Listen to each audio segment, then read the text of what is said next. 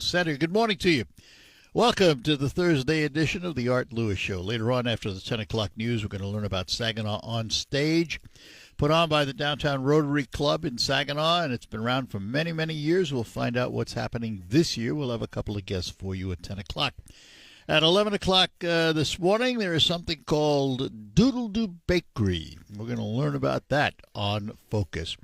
But for this hour, we're going to visit with an old friend and talk about something important to almost all of us, auto insurance. And with us this morning, former state representative and attorney, and we say good morning to Jim Howell. Good morning, Art. Well, good to see you, Jim. How Good you seeing been? you. Good to be seen. Good to be seen. There's a couple of sides to what we're going to talk about this morning. We're going to talk about auto insurance from the no-fault standpoint and talk about auto insurance from the catastrophic fund standpoint, and particularly that latter, unfortunately, you have had many, many years of experience with because of your son, and we will tell that story. But before we get to it, I think we need to start with the basic auto insurance itself. And the words no fault. What was intended with no fault insurance? Well, this started about 1978. And what was intended, we were supposed to do away as much as we could with lawsuits. That was the idea. And so they limited... A noble idea. It was. Yeah. It was. And so they limited your ability to sue for damages, but in return, you got the ability to be taken care of without having to go through court. That was the concept. And all sides were in agreement. The insurance companies, the public, everybody was in agreement, and that's where it went. Then they found out, or they thought they found out, that they didn't the insurance companies didn't like it as much as they thought they would. But before we get were there other models around the country? Was this modeled after anything? So, we didn't even reinvent the wheel then. We were on the forefront of it, but we didn't invent the wheel. Right. No. Then in 1982, the legislature passed a revision, basically doing away with no fault. Well, we had a referendum on that one. And the referendum came out almost 60% against doing that, so they kicked the law out. They tried it again in 1984. John Engler did these two. And another referendum, same result. So they kind of backed off, and nothing happened until about 2010 or 11. And at that time, they started the movement again. We're going to get rid of it. We're going to reform it. All this type of stuff is going on. Now, in the interim, I had the unfortunate experience of having my son catastrophically injured. Now, there's a whole difference between getting no-fault benefits if you have soft tissue injury or break a leg, whatever. Yeah, break a leg. This is, when I talk catastrophic, it's lifelong. Yeah, it's lifelong. It's usually three categories. You're gonna have quadriplegics, right. Not so much para, although they need a little bit of help. It's not as bad. Brain injury, and burns. The brain injury we usually refer to as closed head injuries, right? No, in my son's case, it was not closed head. Right. It could be closed head, but generally speaking, when you're talking, there's all sorts of levels on how serious it is. In my son's case, it was extremely serious. Yeah. He almost died a number of times. He was hospitalized for 10 months. And he's been living with us since.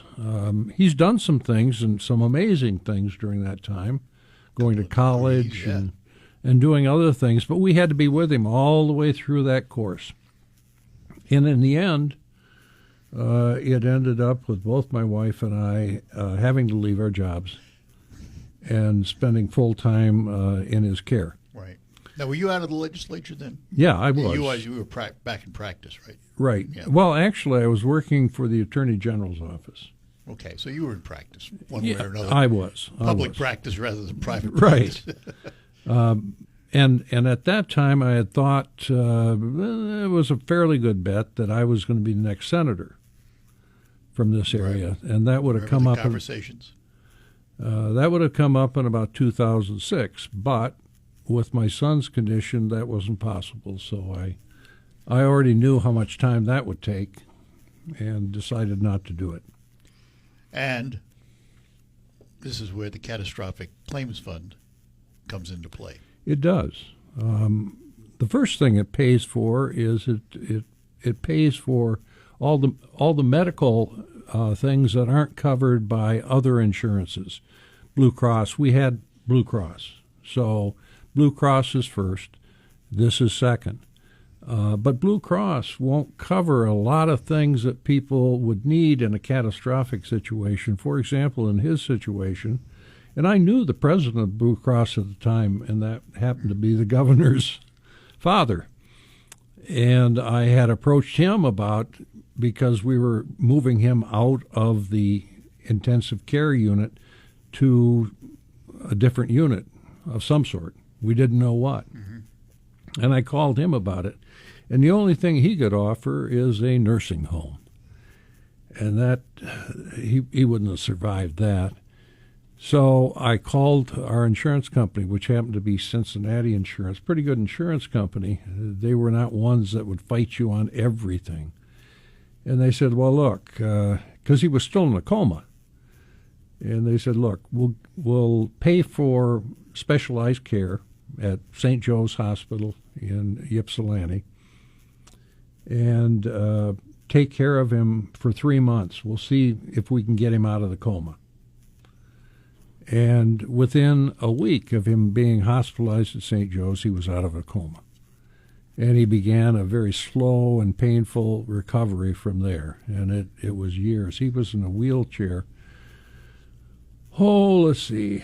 Well, I remember that. It was years. Yeah, it was years. It was like 8 years he was wheelchair bound. Every time I saw him, he was in a wheelchair. Yeah.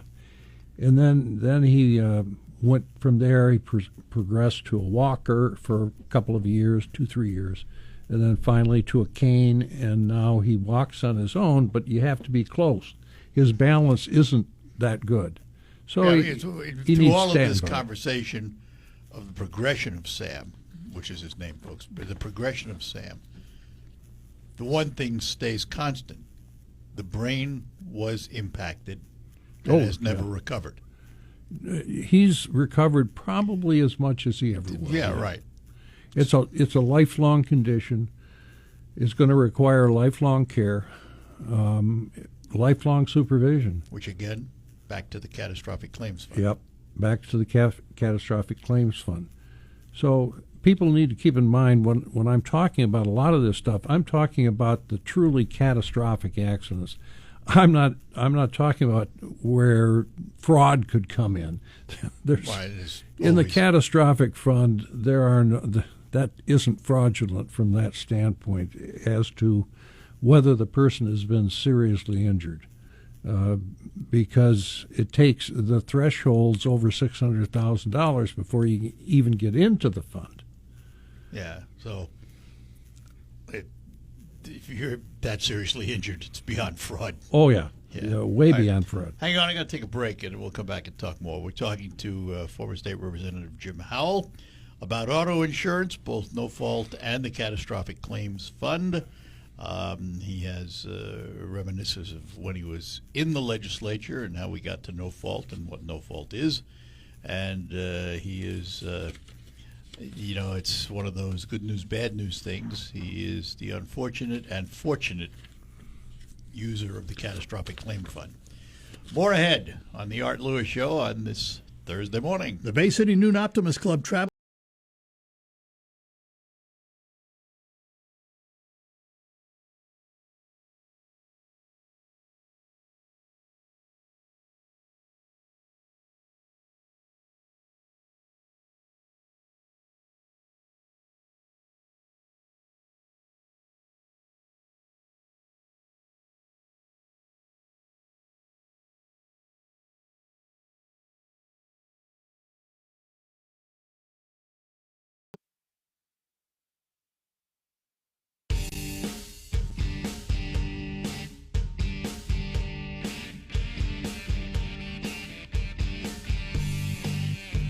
All right, we're back with you here on the Art Lewis Show. In studio with me, Jim Howell, former state representative and attorney, also the father of a son who had the misfortune of ending up with a serious brain injury because of an auto accident and needs care for the rest of his life. He's now in his upper 30s.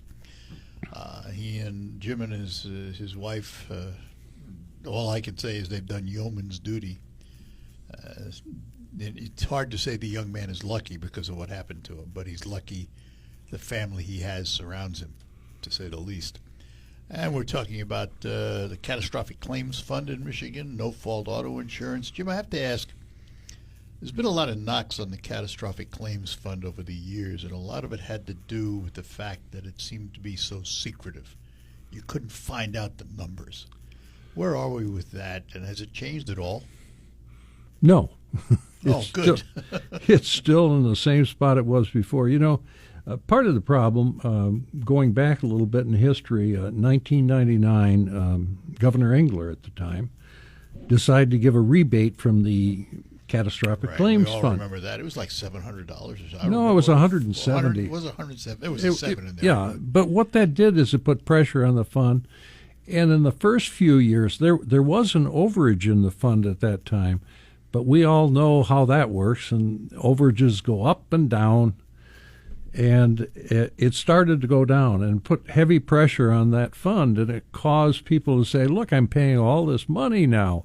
Well, that was partly because of that. Then in 2019, there was another reform of the auto no fault, and our current governor decided she was going to give a rebate, and it put pressure on the fund. Now we're paying back into the fund, trying to bring it up to par. Well, we usually think of the term reform, meaning we're going to improve it and make Right. it better. It didn't. The end result was we ended up paying more for less. So let me ask this. You're a recipient of the fund in its old form. Yes. And will remain so because you've been exempted from any changes. That'll stay Right. the same for you. That How different is the fund that you are under versus the reformed fund of today? considerably. In 2019, what they did, this reform, their goal was to cut premium costs. That's what they said.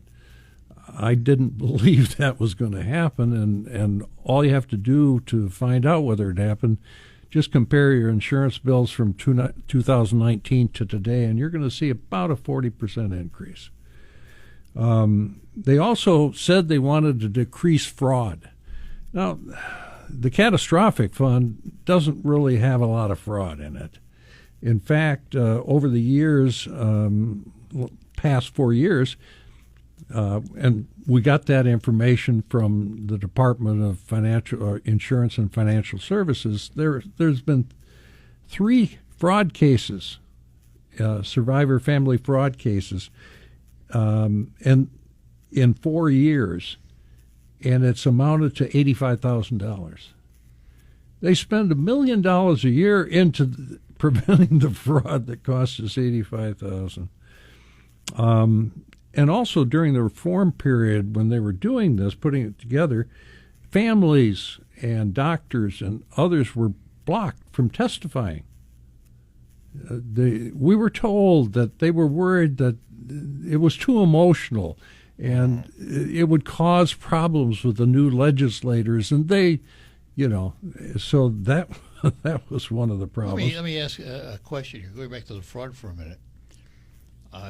Am I incorrect? Did you not tell me, though, that you don't collect from $1? You have to reach a certain point of expenditure before the fund kicks in? Yeah. Which is what helps prevent fraud, I would think. Yeah, you're pretty seriously injured before you're into that fund. Now, if there's fraud, you're probably looking at soft tissue injuries, I hurt my back type things. There has been some problems there. Right. But that's not the catastrophic fund. And the major problem with what they did was they impacted the catastrophic fund seriously, and have continued to do so. And now we're again trying to make up from the $400 rebate that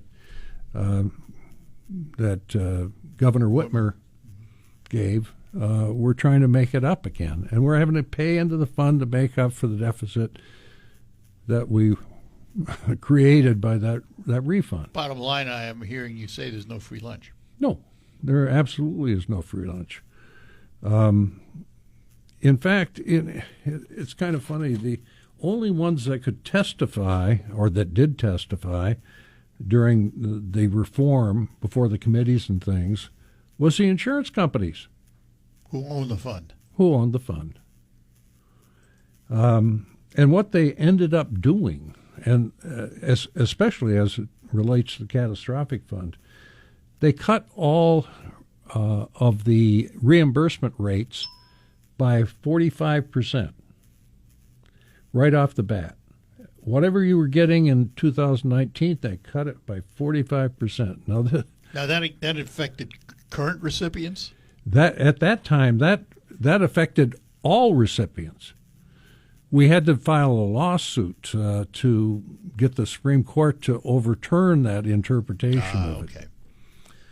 But and that was a serious problem. Caused great consternation in the industry. You had a lot of home care people that no longer could afford to do it. I remember news stories back then of home care people dropping out. Yeah, That they went out of business. They went out of business. Yeah, I do remember that.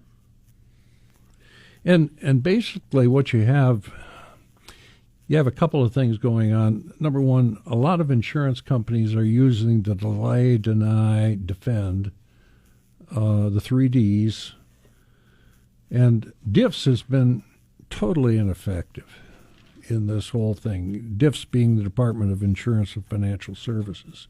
They've been totally ineffective. You begin to wonder whose side are they really on. In fact, recently, the insurance companies sued DIFS because of their interpretation of the No-Fault Act. And what they were saying was because insurance companies get reimbursed above that $600,000 level, and so they'd turn in their bills. They were losing in court on some of these cases, and they'd turn in their bills, and because of DIF's interpretation, the MCCA would refuse to reimburse them. So they sued, which is really unusual. The problem is the only recourse a lot of people have is to sue. And that was the whole point of the act in the first place. Just get rid of that. Yeah. You have the deny, delay, and defend. And you either accept what they're offering, which is usually not very good, or you get an attorney. Or you get an attorney. Then you're ended up paying a third of the costs or a third of the recovery to the attorney. Contingency fee to the attorney. Yeah. However, having said that, if you get an attorney, and even if you have to pay a third, your portion in settlement is usually more than what the insurance company offered in the first place. Oh, by far. By far. Yeah. Yeah, that's why it's I'm not saying it isn't. Although there are some aspects of the bill that they passed that have caused some problems. All right, hang on with those thoughts. We'll come back and talk about them. Talking to Jim Howell, former state representative, and a man who was around when some of these laws were worked on. He was in the legislature, and also, unfortunately, has to be the recipient of funds from the Catastrophic Claims Fund because of his son Sam, who was in an auto accident now 20 years ago. We'll be back to talk more with Jim after these notes. Let me take a moment to talk about Quick Lane Freeland. They're right next to my car dealer, McDonald Ford, and they are your one-stop for all of your routine maintenance. Quick Lane Freeland, where you can get oil changes and brakes and batteries and tires for any make and model of automobile. They work on all of them, keep them in tip-top shape. And you've heard me talking about tires for probably a couple of months now. That is because they are selling new tires for just $5 over cost. So you can't do better than that, it says here, but of course you can, and I'll tell you how. But let me first tell you that these are brand names, not off-brands. These are brand names like Michelin, Goodyear, BF Goodrich, and the like. And how do you do better? Well, some of these tires come with an additional $60 to $100 in rebates. There is extra for installation, including balancing and lifetime tire repairs. They have a wonderful customer lounge while you wait. It has free internet, free ice cream bars waiting for you at Quick Lane Freeland, right next to McDonald Ford. Keep your vehicle in tip-top shape at Quick Lane Freeland. Saturday, April 5th, Soaring And No Fault Insurance, and we're doing that with former State Representative Jim Howell, who is also an attorney. And when you were in the legislature, Jim, how much of this stuff was worked on when you were in the legislature? Did it come up pretty regularly? No, it didn't. And the reason it didn't is, as we discussed before, we had two referendums on this in 82 and 84, and the people said no. And so it kind of died out a little bit. It would still pop up a little bit, but not seriously. Where is it today? If we sit here today, right now. We're still stuck with the reform. As I said before, in my case, it doesn't affect me. You were exempted because of a court decision. Court decision, right? Yeah. So I only suffered with those changes for maybe 3 or 4 years. But where it is today is we're losing the businesses of care. People are actually dying of lack of care because of this. And in 2023, the state Senate passed a bill that would fix this, sent it over to the state House. Now, at that time, both were controlled by the Democrats. Both. Right. And when it went over to the House, the Speaker refused to take it up. He wouldn't take it up. I don't think the governor wanted it taken up either. Why? I have absolutely no idea. She kept, when she first ran, she said that she wouldn't sign anything that would hurt anybody, and then she signed this bill that devastated the whole thing. Now, whether she's changed her mind, I don't know. I served with her, actually, in the House years ago, so I know her. Let me ask about that, if I can digress just for a minute. Here's why I say this. And I've met her a couple of times, and she's a delightful woman. Yeah, I liked her. But politically, that's a whole other story, because I was always told by some Democrats who knew her very well that when she was in the Senate, she would sit down and cross the aisle. She was willing to talk to the other side and negotiate with the other side and deal with the other side. I think that's fair. And that went away when she became governor. Well, it really went away also when she then controlled both the Senate and House. Obviously, then she'd have to worry about it then. But now she has to go back into that vein. She does. And where that's going to go, we don't know. Yeah, we don't. They're working on road funding right now, so this isn't what I'm talking about. Test. Yeah, it's going to be a test, and what I'm talking about here isn't even on her radar. She says it is, but it isn't. I don't know how many hours my wife and I have spent advocating for this. My wife and several of her friends put together a group called We Can't Wait, and the reason they called it We Can't Wait is people were dying, and so we can't wait. We need this reform. That was in 2021. We're now 2025, 4 years later, okay, so and we're in the same position. Let's get down to the nitty-gritty. Well, I'll tell you what, I'm looking at the clock. Let me take a break, because here's what I'm going to ask you when I come back. If you could write the reform, what would it look like? All right, that's fair. We'll be back with Jim Howell after these notes. We're proud to make And for personal caregivers, when I refer to personal caregivers, I'm referring to family members. A lot of families will have a kind of a mix. They'll have the agency and they'll have the family doing some of it. Is there a difference in the fee that they pay you as a caregiver versus what they would pay a CNA if you brought somebody in? Oh yeah, Yeah. it's a lot less, and the fee schedules reflect that. The second thing is you need a definition between what's a broken leg and soft tissue and all these type of injuries, and what's catastrophic. Catastrophic is just as it sounds, catastrophic. Yeah. No, I guess my question is, why would we need a definition? You would think the term catastrophic is the definition. It is, but you can further define it. So, Okay. I mean, it's limited to certain categories, and with this cap of 56 hours on caregiving, you could probably apply that to the soft tissue, broken leg, those kind of things. They don't need 24 hours care, but you got to remove that cap from people that are quadriplegics, have severe brain injuries, those type of things. You got to remove that. 24/7. And if they did that, it would be tolerable. It's not rocket science here. Is there any discussion of it? Well, there was, especially in the Senate, state Senate, when they passed a bill that would do just basically that stuff. And But this is when they had both Senate and House. right, and then they sent it over to the House.